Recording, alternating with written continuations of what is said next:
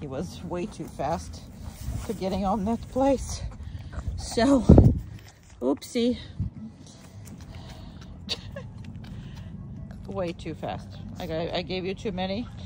So, the differences between place and a downstay, right, is the fact that on the place, he can turn around, he can move, he can explore the whole place, he can chew on his bone, he can sit, he can stand up, he can bark, he can do no wrong on the place. That's why I absolutely hate when people have those little, you know, play spots for the dog. I absolutely hate those, okay? And right now I'm just coming up here on the chair and sitting. And the reason why I'm sitting and not too much walking away is because I have at least 5 squirrels that are fighting off the tree. And although I don't necessarily worry about him going after them, he tried, but after getting corrected, he stopped. So anyways, I'm not worried about that, but they have been fighting so much that they've been falling off the tree, and actually went after a couple of dogs. So he's too small for me to, if I don't see activity, I'm gonna actually, because I was shushing them. They're over there, they're fighting over there. I mean, I can see them, and sometimes they've been falling, and this is their nest over there. So they've been having a very hard time fighting for this tree. Anywho, yeah, they're over there going nuts. So anyway, that's why I'm gonna go away. If it's gonna be a 2, just gonna make him a little bigger. So I don't care if he moves, I don't care if he moves around, I don't care if he goes on any side of this blanket, I don't care if he stands. Listen, don't care, right? That, again, that's why I don't like the cuts, because there's it's 2 completely different behaviors, and this one is so much more easier on the dog than it is the downstay, when his elbows have to stay in the same spot, right? So on the place, I expect him to be 20 minutes with no issues whatsoever. There's another fight. Squirrel fight. So on the place, I'm expecting him to be. Now, this is not the first day, obviously, that he came to you back, but it is. I'm just gonna, they're fighting, but they're on the other side of the tree, so I'm just gonna make more distance between me and him.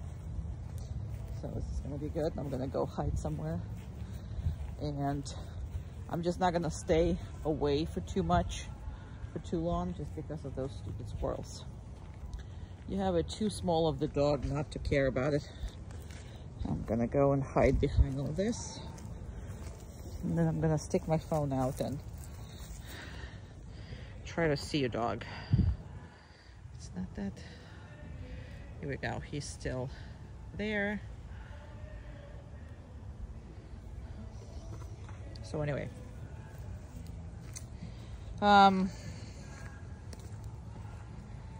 because of the 2 different behaviors, it's really important for you to work on both, because downstay is much more difficult for him.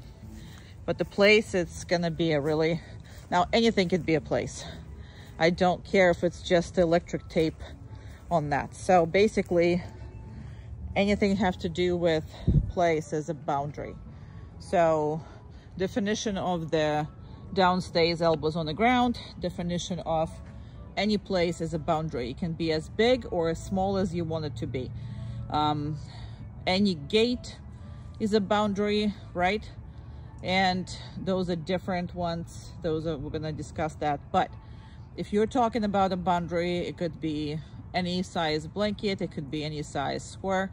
Now, anytime, first time you gotta introduce your dog to this, meaning that you gotta put him on the place, feed him, put him on the place, feed him, put him on a place, feed him several times, and introduce that. Now, if you're assigning this to him in the one sign, right? Don't get to, okay, those squirrels are going nuts. Look at them on that tree. So it's not this tree, but they're doing the same thing on this tree too. But this is a squirrel fights right now. Squirrel fights. Anyway, so so when you introduce it first and you use the first sign, make sure that you don't have anything in his vicinity. So you can't have two places in the same place. So you can have a place in the gym, you can have a place in the house, you can have a place anywhere outside. You go camping, you can have a place there. You have a place in the camper. So anywhere where you can distinguish that. Now it could be up, it could be a little chair, it could be a little this, it could be a little that. So for example, all Umka's places basically in the house or even outside are in the chairs. So I just put her in a chair, and that's about that.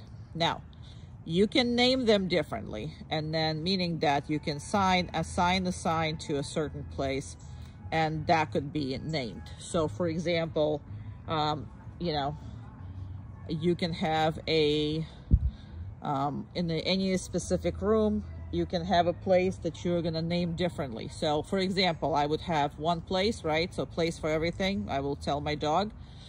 And then I would say, you know, I don't care, apple. I can say apple, or I can say chair for my dog, right? And so it doesn't matter what it is. It's just, you know, and see how he is moving. So basically I was sitting here hoping that he's gonna move around, and I show you that he knows the boundaries and he doesn't really care about. There you go. That's what I was sitting here for. That's what I really wanted you to see, because it's okay to do all that, because so many people are making the place a horrible downstay, you know, and it's not. It's a very different thing. So he can do all of that, absolutely all of that. All right, I'm not gonna hold you any longer. So he's absolutely knows all this, and I'm gonna go reinforce him. Now again, all of them think that when you give them a treat, you will give them more if they own it down. I mean, that's just the nature of the beast, but you know, that's just the way it is. They're all like that, but they don't have to. That's the point. Oh man, the rats are on the move. The rats are on the move. All right, just gonna let you know all this. Okay. Okay. We're gonna go to a supermarket here.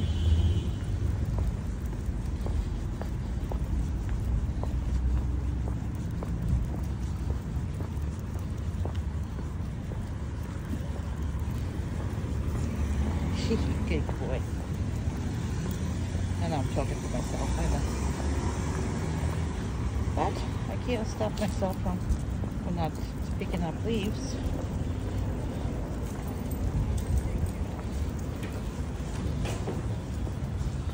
Doors here.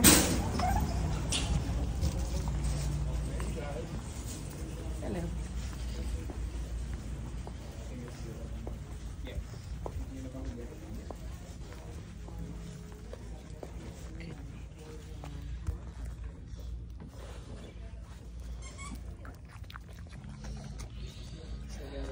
People here.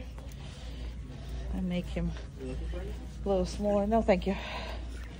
So you can see more what we're passing.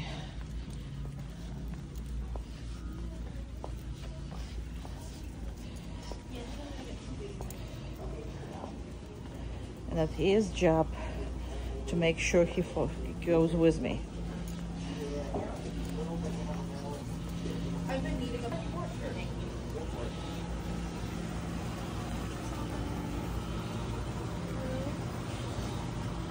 Very good.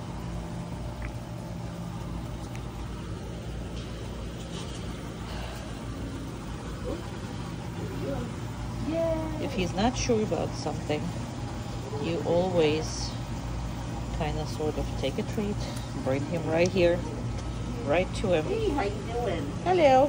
Do you need any help with anything? No, thank you. Oh, look at that little pup. Who's this guy? Oh my gosh, he's so cute. Yes, he is. What's his name? Norman. Oh, hi there. He can't hear. Oh, is he deaf? Yes, he's deaf. Oh, he just waved to him.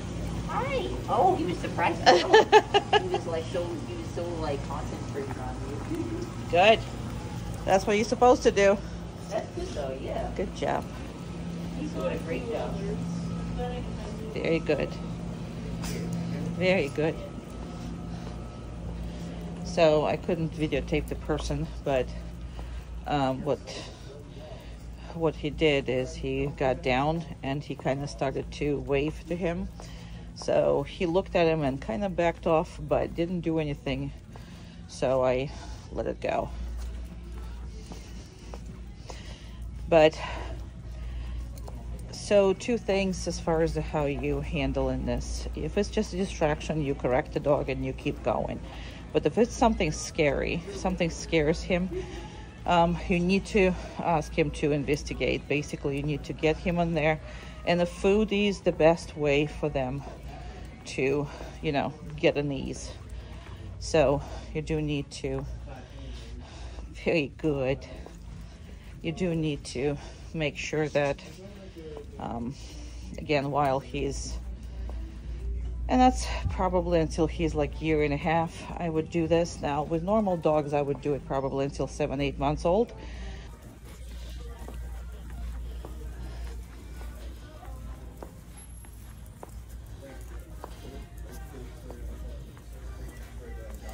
Very good. No, hey. Good.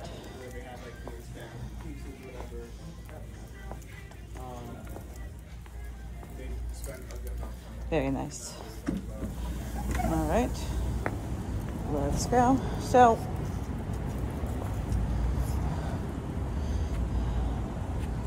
okay, thank you. They're letting us go. Come on, yes, it's a cars in there from every side, but they're letting us go. So, anyway.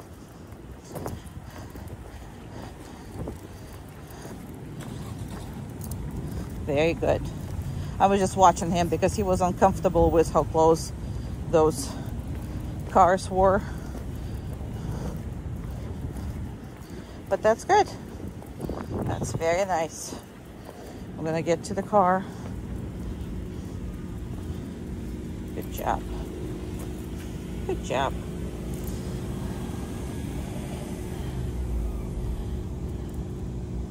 So see, I don't want him there. So I'm gonna move forward, and I'm only gonna reinforce him if he is not, see, he moves again. So I'm gonna move again, and I want him to make sure he's doing the right thing.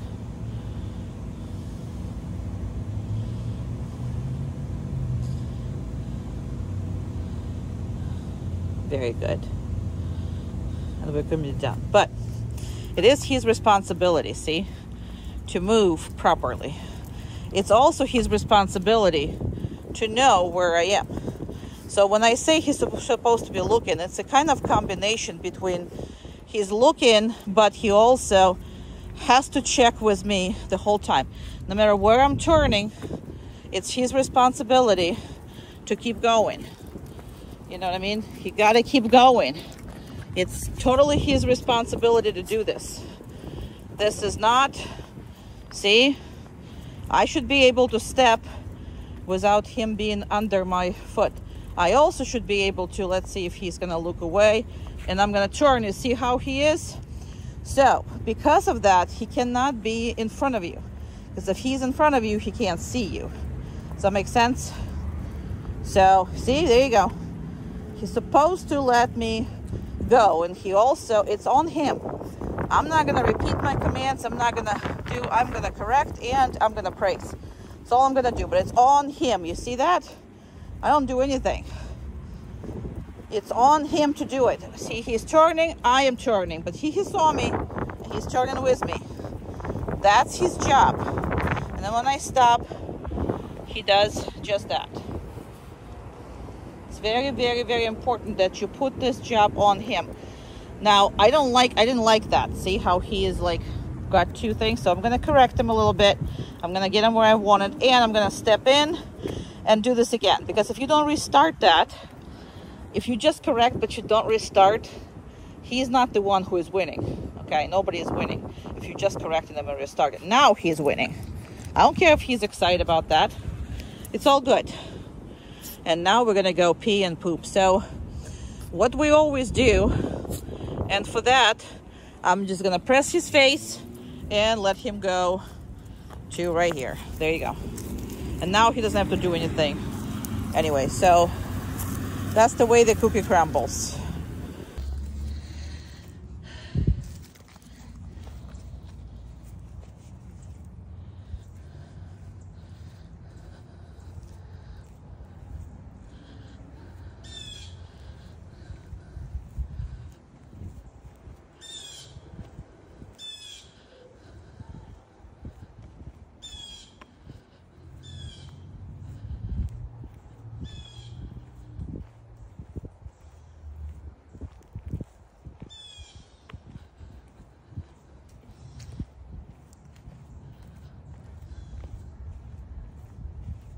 Go behind all this, hide, and I'm going to show you your puppy.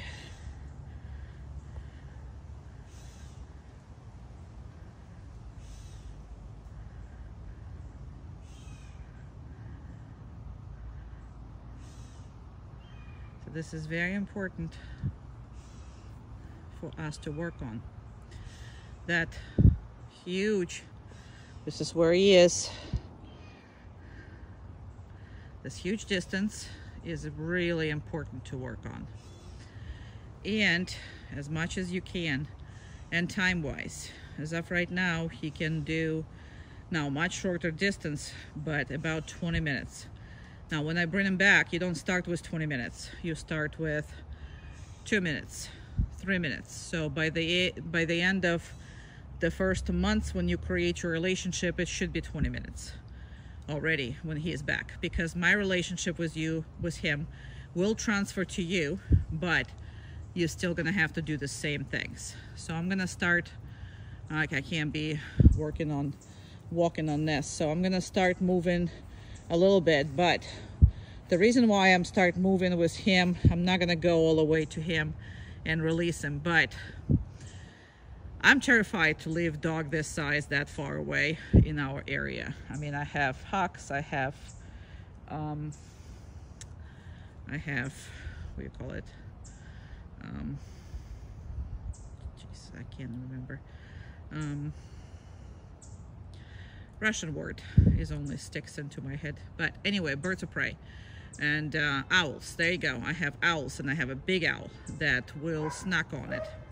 So we also sometimes see coyotes here. We also, you know, I'm scared with him. So what I'm gonna do is I'm just gonna make my way a heck of a much, very slow, but I am gonna make my way to him distance-wise. I mean, this is very, very far away. And I'm really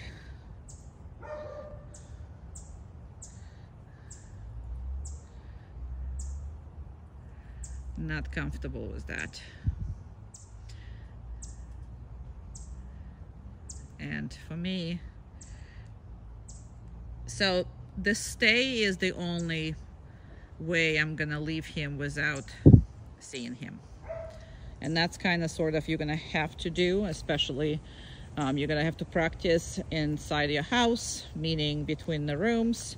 You're gonna have to practice all kinds of different ways, but in the yard, I mean, when you have chickens, it's kind of better, because the first thing that's going to be grabbed is a chicken. It's not going to be a dog. First thing is going to be grabbed. But in my place, unfortunately, that's the only thing that's edible. So now when he loses the sight of you, You absolutely have to practice that. Now, this is the only position, I might repeat myself, but this is the only position that you ever leave him. So if he can't see you, he should be going down and he should be waiting for you. That's the point of this exercise, right? Now, this creates also independence and trust, right? So I can be okay until somebody comes back. So when you do this stay, I would never, in your case, never, in my case and everybody else's case, you will see them working on see, I can talk about commands without spelling it in front of your dog. But anyway, so I would never call this dog ever from the stay. Stay should be a promise that I will come back. I can't walk on this. So stay should be a promise that I will come back to you, and I absolutely will never, you know, like betray your trust in this thing. So he can be comfortable knowing that if somebody puts him on a down stay, they'll come back and pick him up. So the problem with people calling them from a place is total chaos and scared, and the dog is going to get scared because the second he can't see you, that means he has to go find you next, and that is terrifying, right? So you don't want your dog to be scared of anything. So what you want to do is you want to never break his promise. So you're treating a stay as a promise. I will always come back to you. So I also choose to release him from the stay only manually. Now, I'm pretty much close to him now, but I'm still not releasing him. So just so you know, I am gonna walk this way and that way. So I don't want to create any kind of anticipation. There should be no anticipation from him when he can go. Now, what I'm gonna do is I'm actually gonna go reinforce him. Okay, but I'm still not gonna let him get up. So I'm gonna reinforce him probably a little more. Okay, worked hard, right? But still not letting him go. I don't want him to think, oh, okay, well, somebody came back to me and already, you know, the next thing that happens, I am going to be released. No, you're not going to be released. I hope that makes sense. So he's not going to be released. He's not going to be anticipating, and he has no idea how many times I'm going to reinforce him without actually letting him go. So that's how it's going to be. Now, it's already been 7 minutes since he actually went down, but I just want to show you that working on this is one of the most important things with you, because what's going to happen later is when he's going to get lost on, he's going to lost in eye contact, he's going to just go down and wait for you to pick him up. That is a long-term thing. Umka does it, you know, without me ever teaching her that, because you really can't teach her that because you're not there, right? So if you practice this a lot and coming in and coming back, well, basically what you do with a baby, right? So you're teaching her to be okay with that, and you're also teaching her the fact that she can trust you with coming back. Well, same as him. He can trust you that you're going to come back, and then you're going to release the dog. So that's what's going to happen. Yeah, yeah, little boy. Yeah, my little boy. Yeah, my little tiny boy. Now, she can jump on the hand. He can't jump on me. So there you go. That's the difference. Good job. Good job. Good job, little man. Okay. So here we go. My issue is not your dog, but it is ability for you to see it.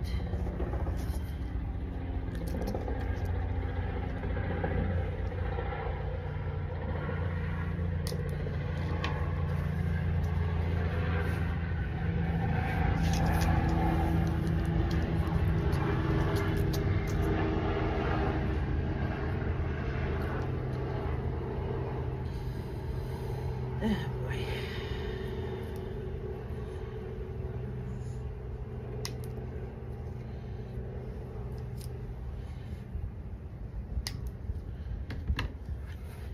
I am leaving you some nails so you can practice that.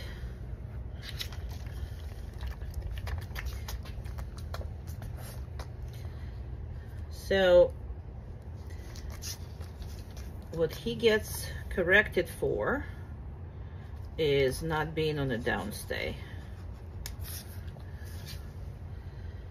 That was he's being corrected for. Sorry, I am.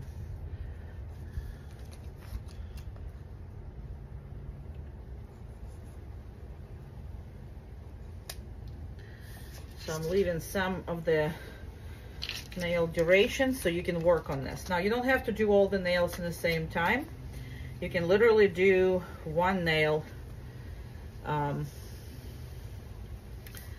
at the time, one nail a day, one nail every couple of days. And I have a very stupid nail things, trimmers, but I would never let anybody trim my dog's nails. No groomers, no vets, no nothing. I would literally not do that.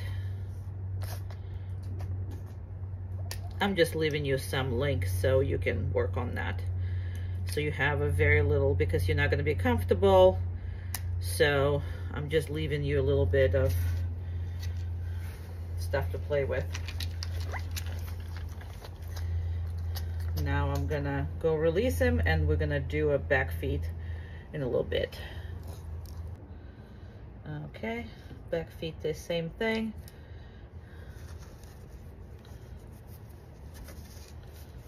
He's on the downstay, and I am cutting this.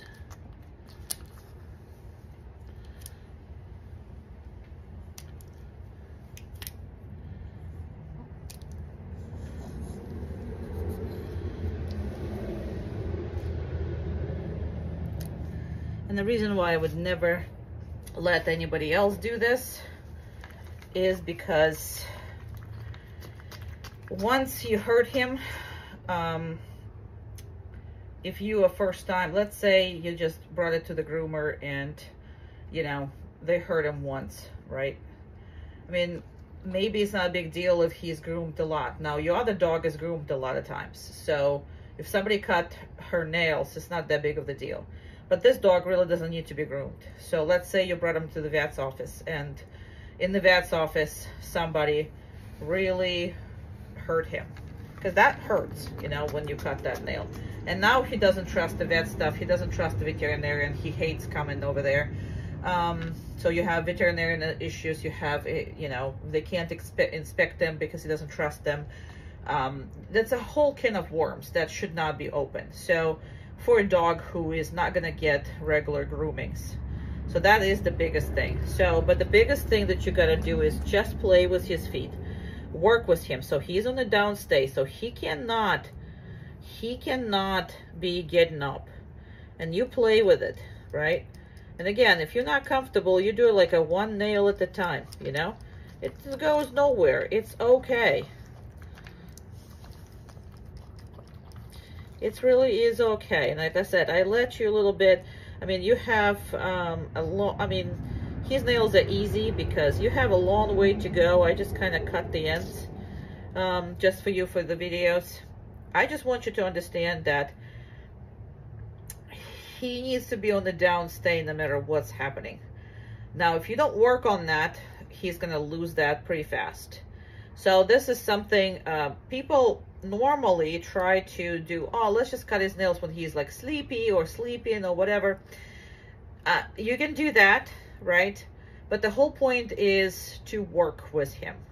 That's the whole point. You really need to just work with him. And if you work with him, then you have no issues. And then he's trusting you with everything. So that's basically the whole thing about it. And I'm gonna just touch your feet again. Touch your feet again. And this is very good. That's it. But that's something you gotta work on. And again, you can do it the easiest way when he's sleeping, or you can actually work him. So do what is good for you, but for your relationship, it's hell of a much better if you're making it this way. We're done.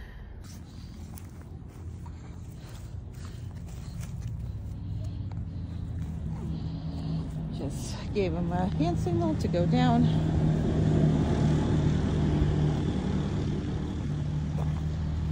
So this has to be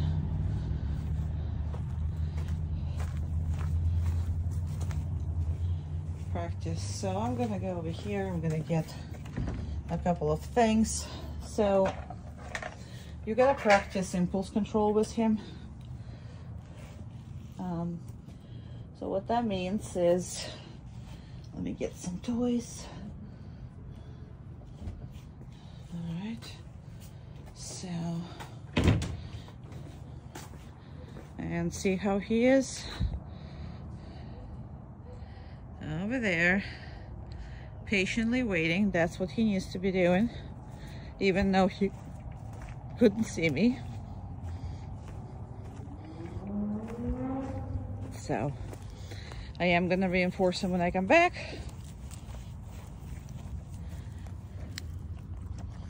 You don't really have to, but it's nice when you do that. And in the beginning, the more you reinforce him with food, the better everything is.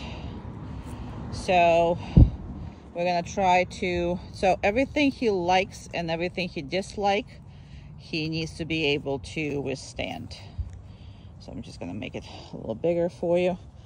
So all these toys that he normally play with when they are moving, right? We are going to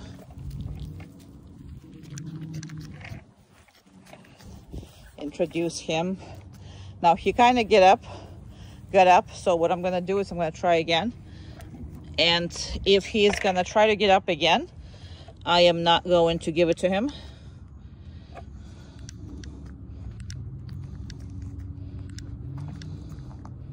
Because he's not allowed to do so. He is not allowed to do so. Now I'm going to correct him.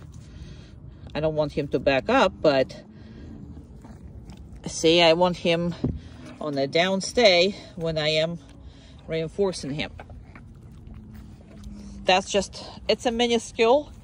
The problem with that is if you're not paying attention to this little details, the dog is going to be, you know, not on the downstay really soon. He's going to start popping up, then he's going to start circling, then he's going to start doing whatever the heck it is. So what downstay means? Downstay means elbows on the ground. So I don't care what butt is doing, but elbows has to be on the ground. And he can't be backing up, he can't be crawling, he can't be doing anything. Now another thing is he doesn't like that very much. So now I know he can't hear, but he can absolutely see this falling right next to his face. And if you notice, he is not liking something goes to his face, or you know, doing whatever, or maybe when you vacuum and you know how that vacuum thing is moving toward him or whatever. So make sure to put him on the downstay and make sure you work it out. So this is gonna be your you know, your very important thing. So I'm gonna collect all this and I'm actually gonna go put it away and stay on it.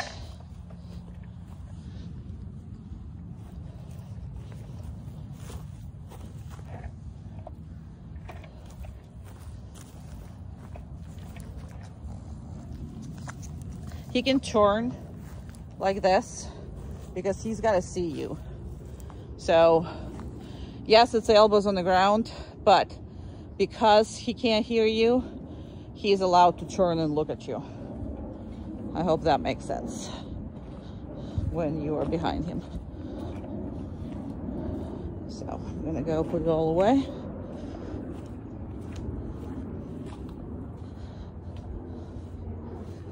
So you gotta make sure that you are practicing these things with everything that he likes and everything that he does not like. So he set up, so he's not lying down. So he did correct himself. So what I'm gonna do is I'm gonna leave again. He didn't move. He was not on the downstay though. So I did leave him on the downstay. I'm gonna move away from pretty much the same amount of time. And normally, obviously I would make noise here, but he can care less about the noise. So I am going to come back here.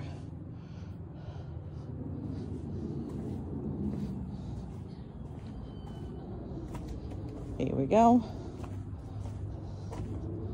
Did all this.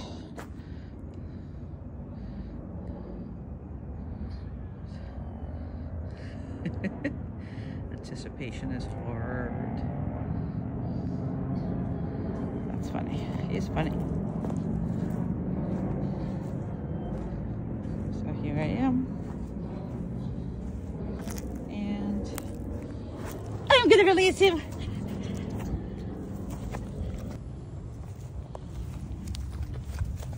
Make sure you practice going to place as much as you practice staying on the place. Because first of all, he loves it. They all do. Second thing is the only time when you actually practicing something to make your dog go away from you rather than, you know, with you. So see how I touch him? We're gonna talk about all this, but perfect. He absolutely loves running to his place. Now, you see I have this blanket. You can have a chair. You can, I don't care. As long as it has boundaries, this is what the place is all about. I hate mats. I hate cots. I hate all the stuff that trainers use because I want the place being transportable. So anywhere I want to. I always gonna reinforce him if I'm not getting him off of the place. See, if I didn't release him, that's means that he needs to be on it. But do not skip that because it's very much just tells him, reminds him how exciting this is to sometimes go away from you. Good job.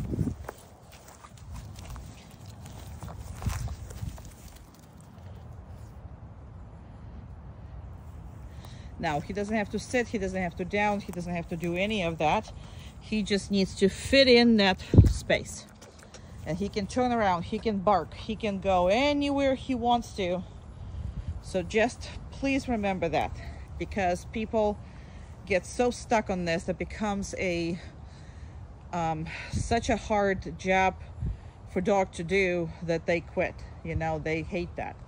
Whereas my dog always loved their place. I mean, my dog, I will forget about her on the place and she'll still be there. So I release him.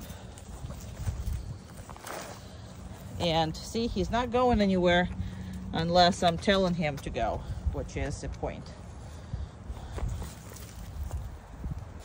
Perfect. Very, very good. So make it exciting, because the more exciting you make the training, the better the dog is going to stick to it. But you can have many places. I don't know what I talked to you about the previous video. You know, I have no memory or recollection, but we will discuss that again. But make sure it is very much exciting. So I will do this just as the exercise. Now you see me constantly give him treats. You don't have to. However, well, I'm not doing it constantly, but I'm consistently kind of sort of. When he comes back for while, whatever it is that while is, whatever you see him performing for you and build a relationship, you gotta work him with the treats. You've got to. You got to. And see how he's staying with me unless I am telling him to do otherwise. Now this is his job. Absolutely his job. Now he's trying to make me give him more treats by going D-O-W down. I don't have to spell this because he can't hear me. Right. So, and sometimes I will actually, not necessarily on any other ones, but on the down, sometimes I will reinforce it. And the reason why I will reinforce it is because I kind of want him to do it. I want him to stick with me no matter what, which is, again, stick, you know, with whoever it is he's with. Perfect. Now this time, see, I'm not rushing to give him treats. So the reason why I do what I do as far as the treats goes, it's all, he's on the random for some reason my video turned off. So interesting. I don't know. I don't redo these videos, and the reason why is because I want to keep it authentic. If your dog is doing something with me doing my video presentation, then I will absolutely, you will have the same issue as I have, so I need to show you how I deal with that. So unfortunately, the video stopped. I don't know when the video stopped. I can't re-see it, but the fact of the matter is I'm going to repeat myself. I'm not coming up to him right away. Sometimes I am. Sometimes I'm going to the left. Sometimes I'm going to the right. Sometimes I turn around, completely forget about him, like not paying attention to him. It's his job to stay there until I release him.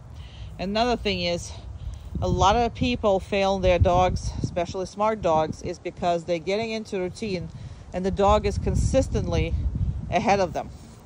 Every single time. I'm not going to reinforce them. I'm just going to release.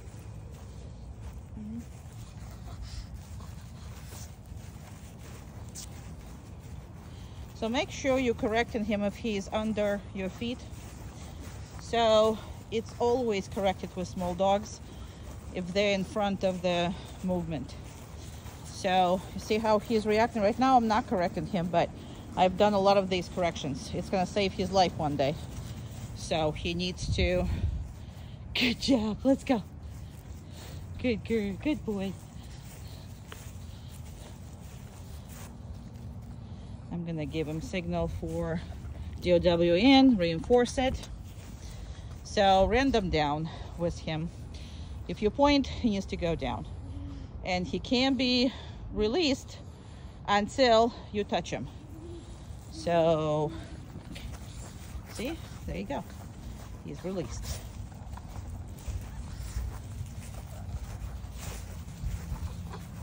He is really want to work, but still I did not pay attention to him. I did not do any of that stuff. And there you go. He goes to DOWN. Sometimes I reinforce him right away. Sometimes I don't reinforce him right away. I'm reinforcing him for staying later on. And he has to be on there, DOWN. So until again, you are releasing him. So it could happen right away. It could happen after a while.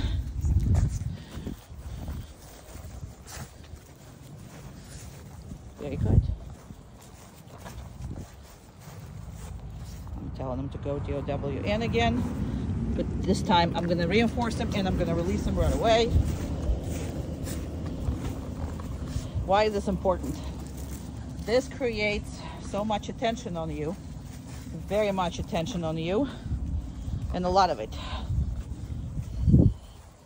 And that's just work.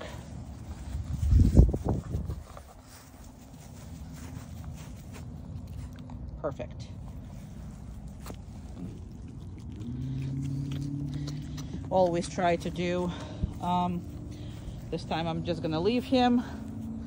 And remember, downstay is a promise. If you start breaking that promise, you're gonna have a very anxious dog. And unless you're gonna work a lot. So he broke that trying to get a treat. Now what I did is I stood there and I put the treat like this, like here, see? So I tried to actually get him to break it. So I corrected him. Now you see how I did not tell him to, I corrected him again. He moved a little bit, but not enough for me to make a big deal out of it. So right now he demanding treats, so I'm not giving him the treats. Now I'm gonna reinforce his patience, and I'm gonna still leave him here. So the reason why I wanted him to break it, and I put his treats next to the face, but I didn't give it to him, is because I need you to understand that if he breaks it, he needs to stay on the same exact amount. I mean, if he moved on it, he has to be corrected. And if it's more than a foot, or I always get that dog back in the position.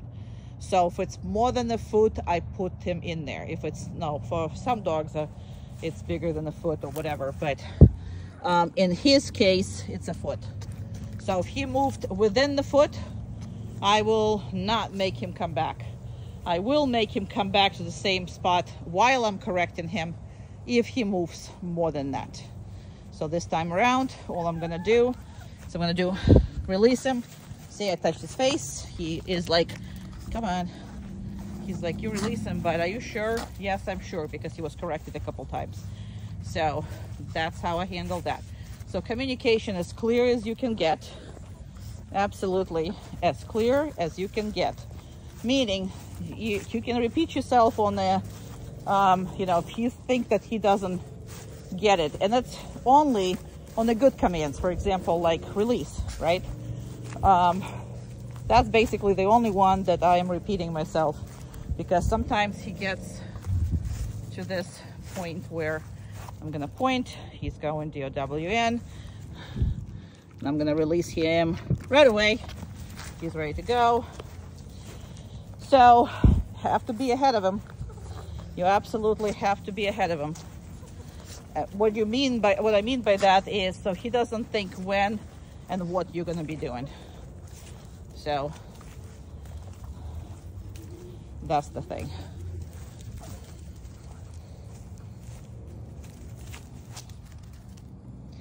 Told him to go down. He was taking his time to do it. So I'm just gonna release him, but I'm not gonna feed him. And I'm gonna do this again. And he did it immediately. And that is what I want, so I'm gonna reinforce it. So, you're not obligated to reinforce a crappy behavior. You're not. You're obligated to only reinforce very, very, very good behaviors. So, especially when you have a small dog, because you don't have an abundance of treats or diet or whatever, right? Now, as of right now, I'm gonna call him, and here he comes. So I didn't use the e-collar, I just used a hand signal, and that's where he was. Very good. Because he was staring at me. If he wasn't staring at me, I will absolutely use the vibration on the e-collar. Now I corrected him for whatever it is he found on there. So what a correction means. Correction means stop whatever you're doing right now. I don't have to say it, I don't have to do anything. You saw how he reacted. And you see how far he stays away from my feet. So there's really no way for me to, I told him to go down, he went down. I didn't tell him, I pointed. So he got up while eating, but went right back down So I'm not gonna hold him against him while he was taking a treat. And the reason why is because sometimes when I give a treat to a small dog through the phone, I really can't see what the angle is. So sometimes I pull the hand away, he just follows the hand. So I'm not gonna hold this against him.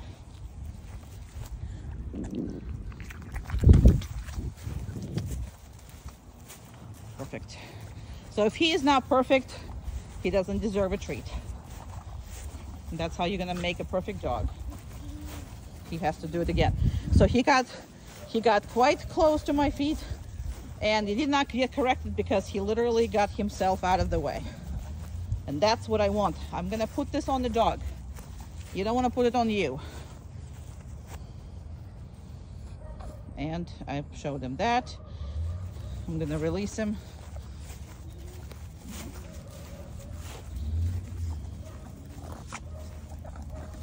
Stop here, showed him that. He's perfect. I'm gonna reinforce him, release him.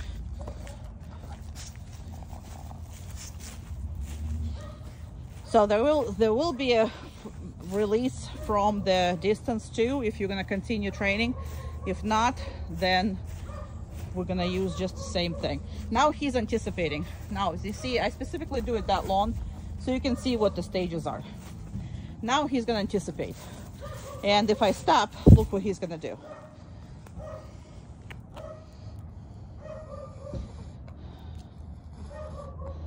He's trying to get the attention, thinking about that. Now I want him to do it, so I'm still gonna reinforce it. But all I'm trying to tell you is once he starts anticipating this, and it's been 9 minutes that he's been doing this, so he's still not anticipating, which is great. He's just sitting there with me, which is I'm gonna reinforce. If he went down, I wouldn't reinforce, I would start moving. But he put himself on a sit, I don't care. I don't use sit command at all with dogs. It's kinda, first of all, it's not good for their back. It's just as not good for them to sit as for us. So I will never make my dog sit. I will make it go down, because that way it's comfortable and whatever. So sometimes they have options of sitting instead of going down, especially when I'm healing, and if it's either hot or something that wet or whatever, that I'm not gonna be, you know, that picky. But so pointed, he went down. Okay, 10 minutes, it's enough. I mean, enough. Okay. There you go. We're done. You good boy. The important part when I'm coming out, I'm not giving him anything specific. Now watch how I operate my feet. That anytime I can, I make, you know, special, I mean, like aggressive move toward with my feet when I can actually help it. So please notice something about this. If I did not release him, he can't pass through that. And it's not sit, and it's not down. It's not any kind of signal. It have nothing to do with you. It is all on your dog. It's supposed to be on your dog. So door open means he's inside, does not mean he comes out. The only time he comes out is when you call him out, meaning that you release him, or you're gonna invite him out with you. And that's, again, you're gonna just release him with whatever it is. So as of right now, you can still see him here, and I'm pretending like I'm opening the car, which is he likes, because he always loves to go for a ride and everything else. So that is what I am. It's a pretty bad thing here, but sorry for the fact that we in the middle of changing floors. Anyway, I did not say anything. Plus, he doesn't have to do anything either. Okay, this is how far I am. I'm gonna start walking. So I don't have to signal him. This is on him. Every door in the house. Now you can also make it, yeah, you can make it all the doors in the house. That's how he should be. So now, because I didn't tell him what to do, I also not gonna tell him what not to do. He's free to go about his day, right? There you go. Now the difference is I am opening my door and I'm doing this. And here he goes. And we're off. See the difference? That's what we do.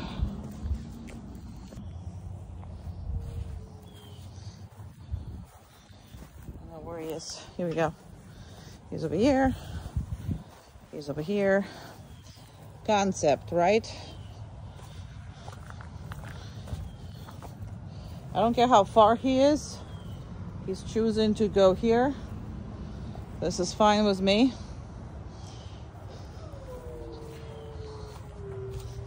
Let's go try this again. Again, because I'm not talking to him. I am not talking to him. I'm not telling him what to do at all. I don't have any body language. I don't have anything.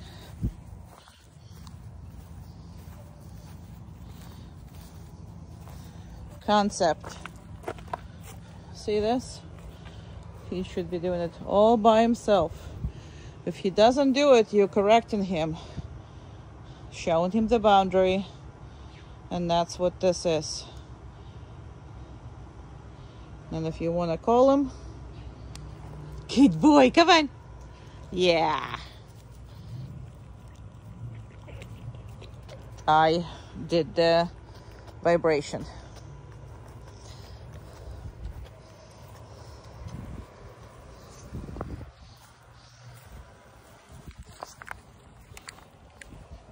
Same gate, right?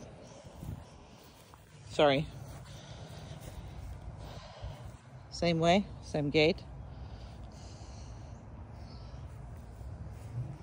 Same concept. Because you need to make sure that the area is secure. And again, I'm not doing anything because that's very good, right? And I go back here again. And he can stay there. I don't care. Just don't reinforce the distance. He can be anywhere.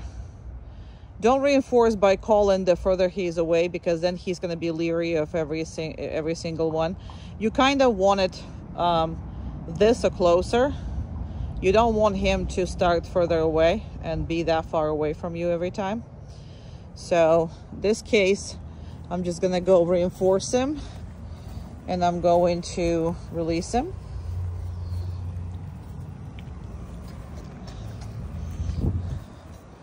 I'm going to release him with the e-collar. Good job. So your vibration is yes, your everything else is no. That's how you communicate with him. And this is absolutely perfect. You perfect. You little perfect. You have no idea what I'm doing, but does that make sense? Okay, come on over here.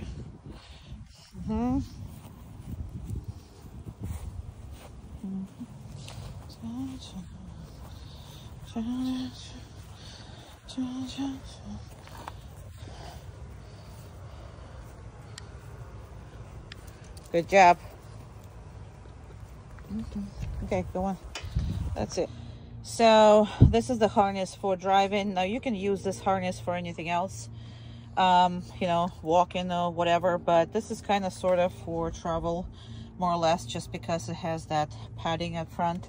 I'm also giving you the one that's again, that's the, sorry for the colors, you can always replace them, but these are the colors that I had when I went shopping for them, because that's what I needed.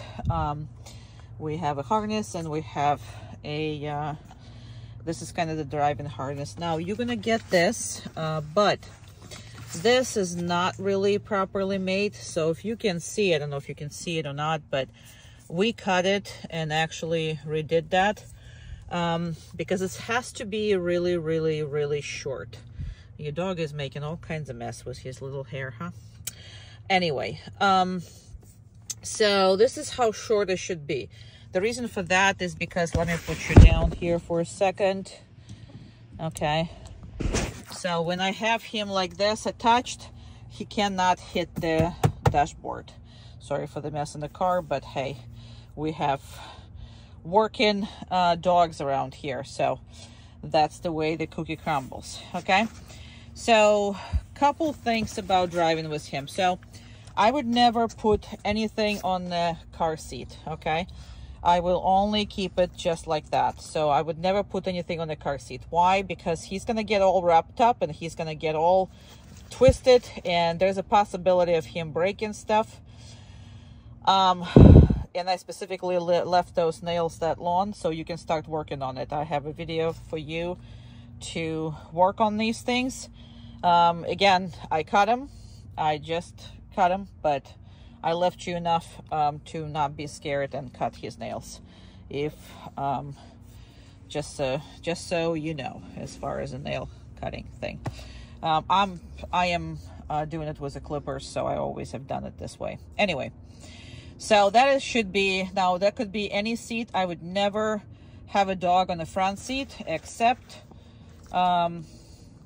if you're driving alone. So in the beginning, it's better not to. Even though my Umka is constantly on the front seat now, when she was a puppy, she drove in the back just so she can get accustomed to it, and she can get, how you call it, you know, so she didn't have to see me and deal with me, and I have the chance to correct her and just relax her in the back seat, because that's, if you're gonna start with the front, it's gonna be very hard to put him on the back afterwards. So don't start with that. Start with there. So that's what his whole setup should be.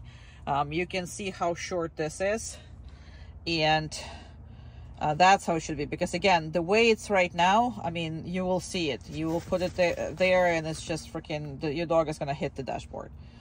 Anyway, if you are driving in the front seat, please, please, please don't forget to enable car, what do you call it? Those, you know, the airbags, okay?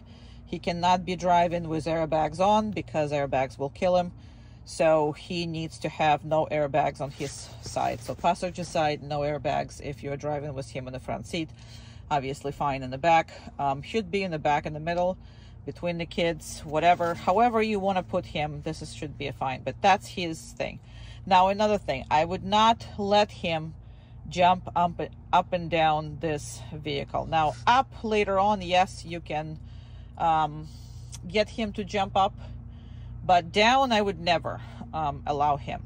Couple reasons for that. It's mostly safety reasons for that, because if you just say, hey, you never jump off this seat, even if you step outside and you did, you know, he's still gonna be on the seat. You see what I'm saying? He's not gonna get off and sneak out. You have too many kids and too much stuff for you to be worried about where he is. Now he's attached right now, whatever it is, but could be a situation that you just detached it, you got, somebody's asking you something, that dog better be staying on that seat. So that's just another safety precaution that I really think you should be doing.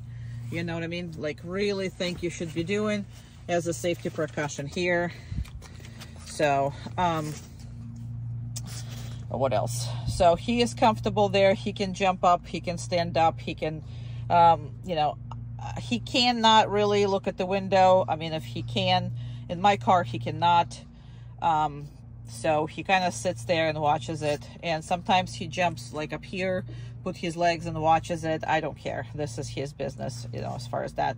But a couple things when you're leaving him in the car. So if you are to step out, so a couple, you know, you use an e-collar on him just so, because he used to cry a lot, and he will cry when you guys are all leave, because he's part of this family. So if you guys leave without him, even if you're just gonna go back and forth, he's gonna cry. So you're gonna correct him for crying, okay? If you're just going to, now he's not crying for me anymore, but he will cry for you. So that's a whole thing. Now another thing, let's say you gotta step inside somewhere real quick. You're leaving him and kids inside, for example, right? If you do that, instead of the e-collar, you're gonna put a bark collar on and you're gonna leave. So that way it's gonna take care of him when he barks and you're not there to correct him. That's very important, because if you're gonna travel with him in your RV and all that stuff, just get him used to that, and the bark collar will do that for you. So yes, it's switching the colors, but hey, you know, you're doing what you're doing. So does that make sense? But as of right now, it's not healthy for him to jump up and down in a vehicle. And you have pretty tall other vehicle. I mean, the one is fine, but another one is pretty tall. So I would right now pick him up, put him back there, clip him, you know, do all that. You're so cute. Do you know how cute you are? Do you know how cute you are? Oh, I'm gonna miss you. Yeah, we had a good time. But anyway, I'll see you. I'll visit. How about that? But anyway, so those are the things that I want you to talk to you about the car. Then more aggressive you're gonna be with stopping him from barking and yelling, because they all love to do that in the beginning. Then and that's pretty much what he can do as far as this goes. So I mean, that's as far as his movement is. I was kind of waiting for that. All right, you saw this, so we'll talk about more. But this is a harness for, again, you can get yourself later on different color, different whatever. I just want to make sure you see which kind, because right now they're all different kinds. This is a proper kind. This is the one who is not gonna let him get hurt when he is flying each and every way. Same is with this one. We'll talk about what we're using this for and so on and so forth. Okay, so here we go. That's the kind of sort of car manners. But yes, later on I would let him jump in it, but I will never let him jump out. Now I do it with mine. Mine is bigger than yours. Mine is stronger than yours. He has these paws. I don't know, you know, like the breeder was legitimate. This is what the issues that I have with it. So the breeder was legitimate, but his feet, I mean, just his, yeah, I don't like how they are. So maybe just because he was a, you know, problematic, but maybe that's her breeding, meaning that she didn't care about the front feet. But I would not let him jump up and down or whatever. So I'm looking forward to clean this thing, because mine doesn't shit on the thing. Yeah, mine doesn't shit.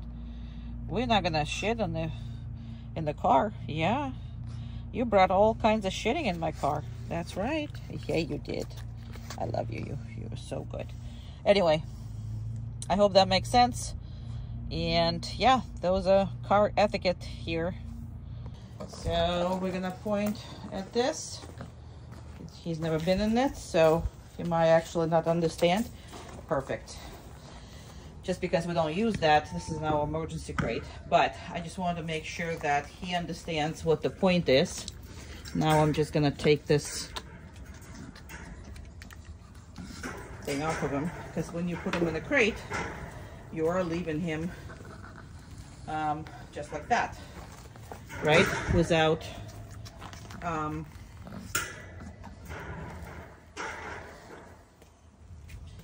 without anything. You still have to listen. So now I'm just gonna make the point of it. I'm gonna close the crate. That's what we normally do, right? We're gonna walk away. So I did a lot of reinforcements there, because this is not the crate that he's ever been to. And again, this is our emergency crate. So all I wanted to show you that it doesn't really matter if you point it on anything that's up when he can get up, get down when he can get down, go into something. That's a concept, right? Or to place whatever that is, if there's something that is you know, aligned. So that's where you normally get all your generalization happening, right? So he's never been in this crate before. The only thing I did is I pre-opened it, because when you first introduce something and it's not open, the dog is going to go around it trying to find the whatever the hell that is. So I just make it easy on him for first time. That's the only thing I did as far as that goes. Now, in the crate, if he is barking, scratching, doing whatever, we're not opening the crate. That's obvious, right? And the crate is one of the most important thing that you have to practice every single day. So I would not let kids do that for a long while, opening the crate, unless they are doing everything that's on this video. So if they are capable of that, then more power to you. But first 2 weeks, I definitely not let anybody except for adults open this, because you had this previously before issue. So I'm actually waiting for him to kind of sort of calm down. That's what I was waiting for him, and that was awesome. So he calmed down. I'm gonna open it because for the sake of this video, that's what I'm doing that for. So again, just because I am opening this crate does not mean that he can come out. Perfect. I reinforced him. Put thing on. Perfect. Again, just because I did that, that doesn't mean he can come out, right? So all this got to be worked on. All of this got to be worked on. I haven't. And I'm going to reinforce it one more time. Now, this video is how you do this like first couple times. Obviously, they ain't going to be that much reinforcement later on. And I don't need that much reinforcement if it's his crate. Technically, the only time I give him right now is when he allows me to put the collar on without the fuss. Now, the reason why he's having the fuss, it's not a bad fuss, it's a good fuss. He's just so freaking excited about e-collar, because e-collar means he's going to get to go out and do things. So they get extremely excited about this thing. When I put it on, he's like going bananas. So if he is less than bananas, he gets a treat from me. Not while, not before, but after he allows me to do this. But when you introduce something, and see, for me, he has experience with your previous crates, how he been let out. Well, it ain't the same. Now also, please notice, he's not supposed to sit. He's not supposed to down. He's not supposed to do any of that. The only thing he's required to do on his own is not to step over that boundary. Now, I showed you in the many videos that I release him by touching him. But there is other way to release him, okay? And that is by the happy button. So you can do this from the distance just as much with the happy button, meaning that the vibration, right? His vibration basically means that he needs to come to you, right? That's what we worked on before he even got here. So having said that, you're gonna use that vibration as a release button as well. That's where it's all going. But I do prefer that you touch him as many times as possible. But look what happens if I just press on that and the dog is off. Okay? So those are two ways for us to deal with that. But physical way is so much more encouraging to the dog, is so much more personable, and it's so much more relationship builder. Now, the reason why I've given him a treat right there is because I released him. He didn't go anywhere. He stuck with me, right? That I like that. I very, very much like that. And speaking of that, so there you go.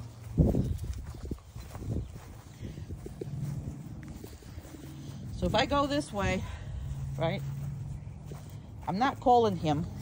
I'm not doing any of that. He just has to follow me on his own. I am not going to call him. I'm like an idiot walking here and there. He needs to stay. He's gonna go try to go in that crate again? No, okay. Oh, maybe he lost the treat or something. That might be too. He went to check out. So, am I calling this? No, that's his responsibility.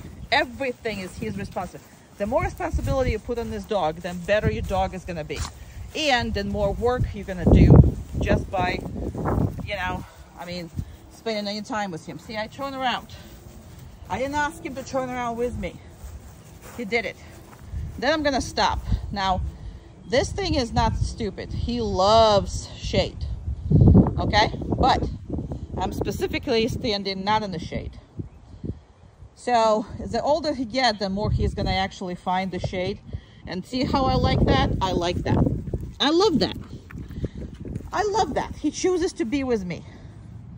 And his eyes are on me and everything is on me, right? Love it.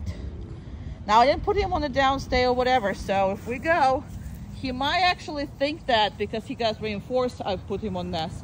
So I might have to press that button, which is called him to me, right? And got him off the thing, off the downstay, because he was not supposed to be on it. He put it himself. Then I'm calling him and I'm gonna reinforce him. I'm gonna let him go. The session is done, okay? So that's just basically how we walk. But responsibility of all the manners. So what are his manners? His manners are stay around, check in, don't cross the boundaries, okay? Do not assume the commands are just like, so, I mean, every command is meant to stay, be on it until you release him. So that's his responsibility. What he's healing, it's his responsibility. So you're not telling him what he's doing. The second he's on that leash, and the way I'm gonna show you, the second he's there, that's his responsibility to heal. So all you do is correct him if he doesn't perform his responsibilities. Please make sure that that's what the deal is, because so many people are consistently micromanaging these dogs. Well, why in the hell would I follow you if it's your responsibility to call me? It makes no sense if you do it that way. And then you're stuck with heel, come, all the time. I don't want to live like that. I want my dog to maintain his own boundaries, to instead of like, you know, of course you have a ability to call him to you, but why would he, this is the whole yard, right? Why in the heck do I want my dog to go and roam around on that yard, pick up stuff that I have no idea what he's picking up, eating a toad, doing whatever? Why do I want that? I don't. I got a dog so he can be with me, or, you know, with a person, whoever it is that is his, you know, whoever is his dog. He needs to be with the family. He needs to stay with the family all by himself. It's not your responsibility to keep calling them and calling them and calling them and calling them. No, stick together. That's what you got to do. So remember that every time that you're out and about, you set up the perimeter so that he doesn't cross at certain points, and his eyes are on you. Now that also puts a lot of responsibility on you. Why? Because this dog can't protect itself. It can't protect itself from a going car. It can't protect himself from another dog. It can't protect itself with a stupid predator, you know, I mean, even like the birds of prey or whatever it is, because your dog's size is just inviting for that kind of stuff. But you see, we're talking, and what is he doing? That's what he's doing. I am going to reinforce that because, well, you know, I like it. And I'm going to start walking because, again, I didn't put him on. So we're walking. Sometimes he will forget. Sometimes he will just walk with you. So again, look at this feet. So if I can reach him with this, I will make sure that I do this. I don't want him anywhere in front of my feet. Now, as far as the behind, sometimes you gotta look for him. You know what I mean? Behind. Sometimes you have to. But because he gotta look at you all the time, this is where it is. So if I can do that, see, I don't want him to like my feet. I don't want him to like my feet. I need him to watch my feet. Because if you're not gonna teach him that, he's gonna be stepped on all the time, especially by people who not gonna watch him. But anyway, perfect boy. He's wonderful. And there he is. When you encounter something like this, you want him to explore it, but see, what you want him is to keep him on a spot where it's still like safe.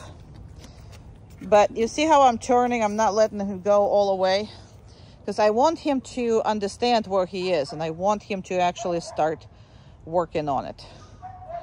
So There you go. And the more he does it himself and find out the thing on his safe spots, we're gonna go a little bit more. No, that's far, right? And that's kind of there. And just, you know, I would not do anywhere halfway without grabbing him. I would grab him, or I would be only doing it on the leash or on the harness. But just make sure that you try and, like, I would use a different stuff. There you go. And then I will, oh, I'm sorry. And I'll turn around. So he actually turns around. See? Because he's falling, and that's okay. But I will reinforce him only when he is on it and he's not falling. So everything that's safe, spend some time. You know what I mean? Spend some time.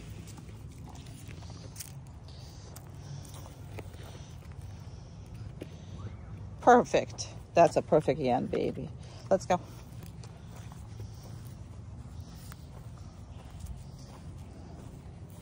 This one is a different,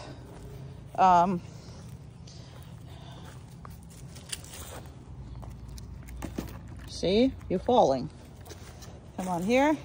Now you will be working more if you're going to be doing the group classes, then you will work more on that. You see how I got him on it just by pointing? So, and I'm gonna go back here, kind of making him without falling, going taller. I mean, going higher, and then making him without falling, going down. Make sense? I think it is. There you go. It's just, it just takes him, takes a little more foot control on him. There you go. Good boy.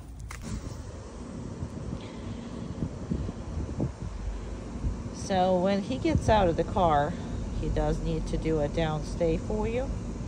And normally I train this heavily, but I will do a different videos for that, because I'll do a car video as far as that. So we're going to the red barn. So when he's healing, he's naturally looking a lot for you, but you don't really want that. You kind of, let me just make it bigger a little bit. Let's see if this thing is gonna scare him. He's not easily scared, but let's see. Perfect. So it's gonna be a very different heel for him than what you, I'm sure, used to with your other dog. But there's gonna be a lot of different things that he needs to accomplish.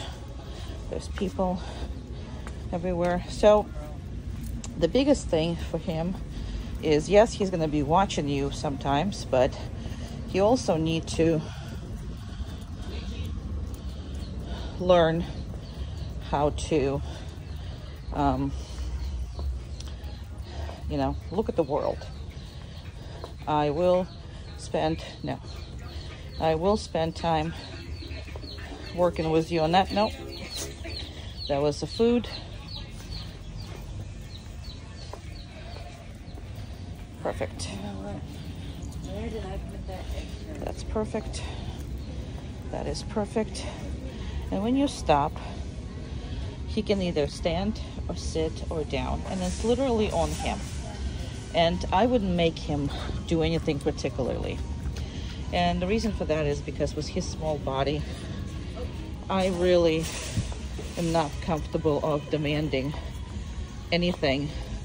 Maybe a downstay, but downstay on the hot surface is not going to be good. So if he doesn't want to lie down, I am not making that a big deal, unless you do want to. There's a lot of food here, right? So I am gonna signal to put him up here. I'm gonna leave him with all this food here, and we're gonna work a little bit. Every time you get a chance to work on that, do it. Now, it's very important to bring the food in public.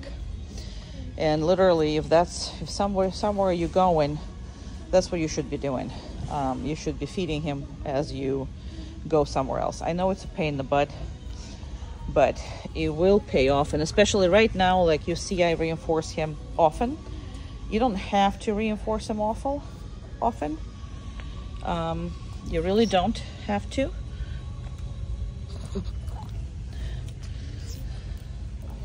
And he's ready to go. Very good. You have people behind, people in front, people everywhere. Now, this is a position you want him to.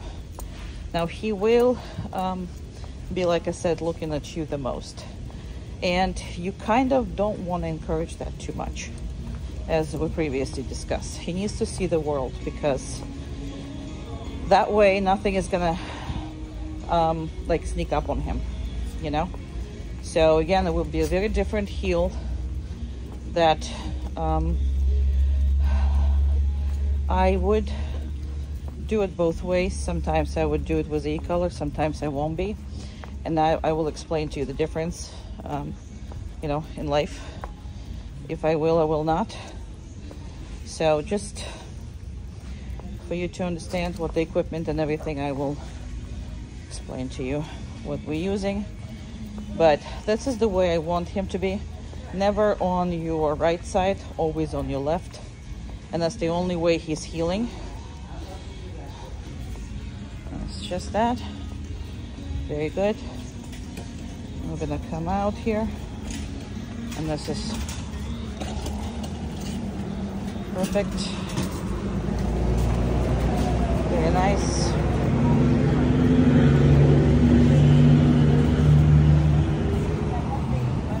And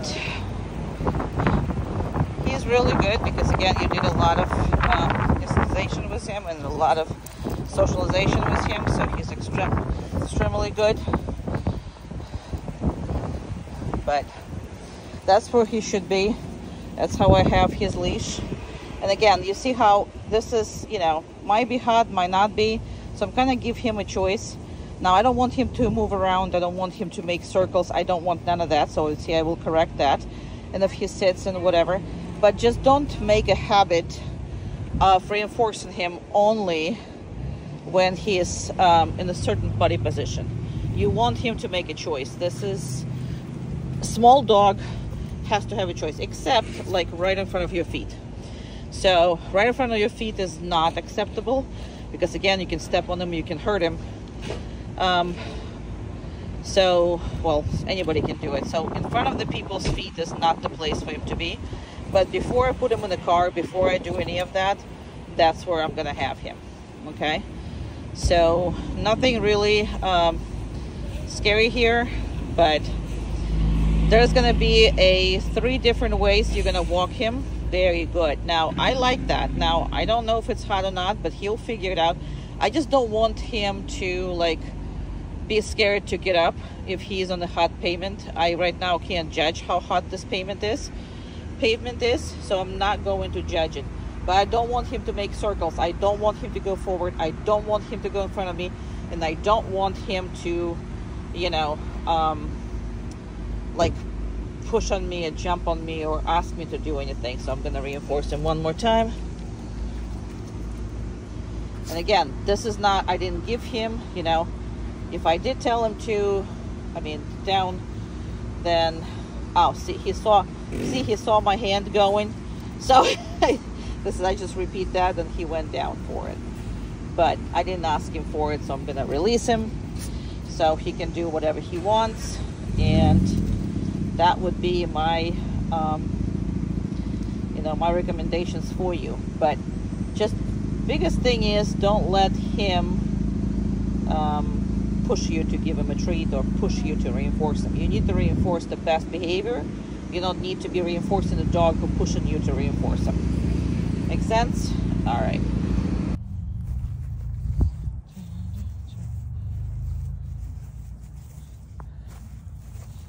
There's something, so I don't forget. First of all, I don't know if I already told you this or not, but if he is under my feet, I will be correcting him. Let me just put it on 5 so you can see it. He cannot be under my feet. So I would be correcting him every time he's under. Another thing is, When I take him out to pee or poop, I do not bring treats, and I don't treat him, and I don't make a big deal out of it, because when he comes out to pee and poop, you want him to concentrate on that and not on you. So like every time so as of right now, see, I didn't correct him, but if he will be like anywhere close where I think I'm gonna touch him with a foot, I will be correcting him, because it's better to be corrected there than stepped on. Another thing, he should be aware of all the feet. Another thing, just as I told you that when your whole purpose is to take him out to pee and poop, you don't take him with food and you don't praise him.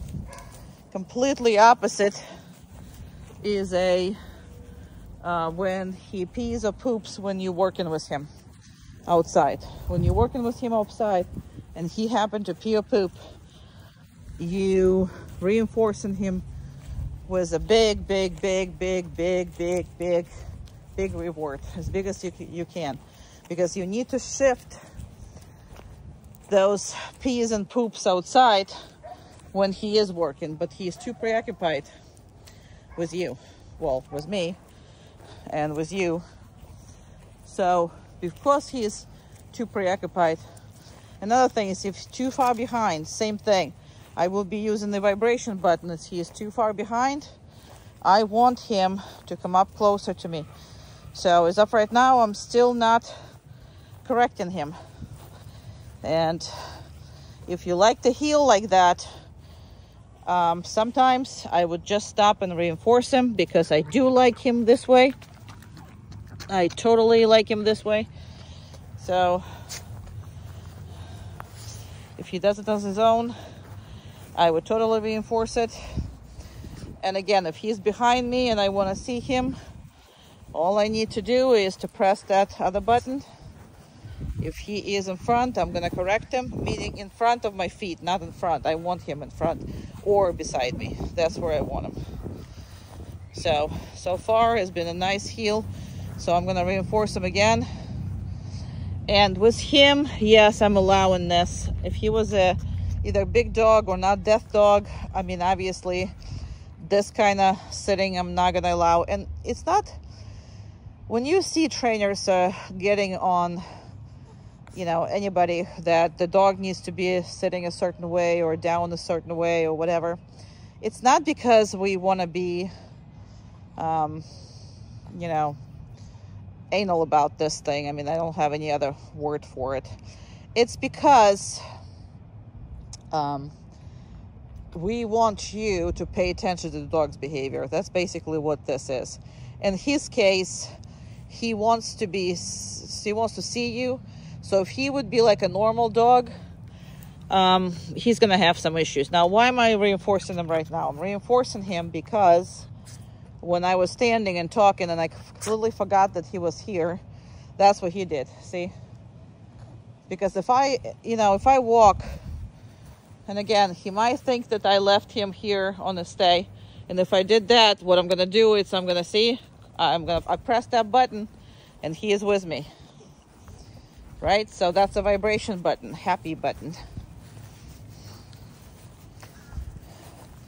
So, but I'm with him, I'm doing whatever it is, we are playing, doing whatever, right?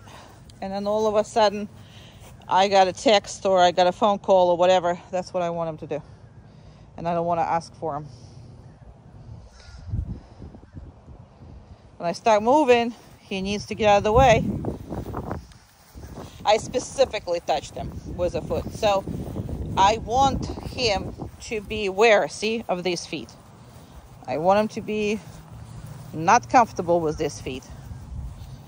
Just, I don't know if I already did the video or not. I'm just gonna combine all this stuff in there. So we are heavily reinforcing pees and poops when we are working or walking or doing some kind of work with him. So, I mean, anytime we're in public and he pees and poops and you let him pee and poop and he does, oh my God, we're reinforcing the crap out of it, right? But we're not reinforcing when the whole purpose of that particular walk is to, you know, pee or poop. Make sense? If it doesn't, talk to me. But this is how you want to be walking. Now, again, if he can be anywhere. I don't care if he's in the left or right, unless he's healing. Then he's only on the one side, only on your left. But if he is just walking, I'm fine with that. I'm absolutely fine with that. But I do want him to maintain the eye contact with me. Again, he's different. He can't hear, so he's got to do this.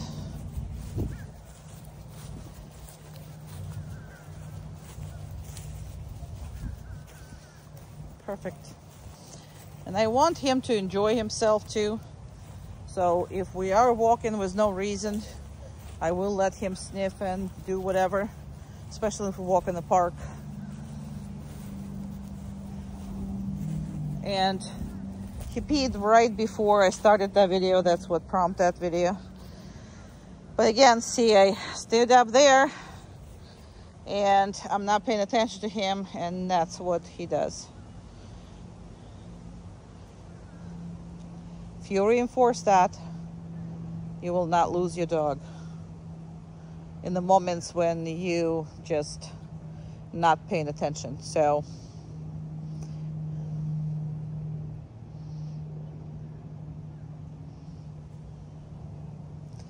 that's perfect. Very good, boy. So a couple things about the impulse control. It's got to be the same practice with a dog and with your dog, with anybody else's dog. So I got this one here. I got this one here. So if you told him to be on the downstay, then that's exactly what he needs to do. So I'm gonna ask her to, Uma. I'm just gonna make sure that you can see better. Very nice. Very nice. Uma, around. Keep going. Keep going. Keep going. Down. All right, good. So I'm gonna reinforce yours. Now what's important is for you to be able to give something else to your other dog without him getting into anybody's face or anything else. So I'm feeding her, and he needs to be also reinforced for allowing her to eat. So that is a very, very important thing, because a lot of them get really upset about it. So cooperative feeding is absolutely important. Around. Keep going. Keep going. Over. Over. Over. There you go. I'm just going to make her crazy a little bit. Now, he cannot hear her, but her body language changes, and she's getting a little more crazy. So, and I'm going to reinforce him. Then I'm going to get her closer to him. Uma. Uma. Down. Right here. So I can have two of them at the same time. This is very hard for the dog to actually allow another dog to eat, especially in that kind of proximity. So don't forget to reinforce yours for... So he got up while he was, sometimes it gets stuck in his throat. This is a dry food. So sometimes he gets stuck. Now the reason why she's shaking is because she has to work while all the squirrels are on top of the tree fighting. So you might not hear it in the video, but she hears it, and she's like, I have to work really when, you know, there is so much fun going on there. Around. Keep going. Keep going. Chair. Perfect. And he cannot follow her. So make sure that you can work him independently of your second dog and whatever it is your second dog is doing. Oh my goodness. And that you can leave him on a downstay, go attend to your other dog, like I do right here, and petting and doing whatever. And he needs to accept that. And he needs to learn how to keep his, you know, everything is very nicely.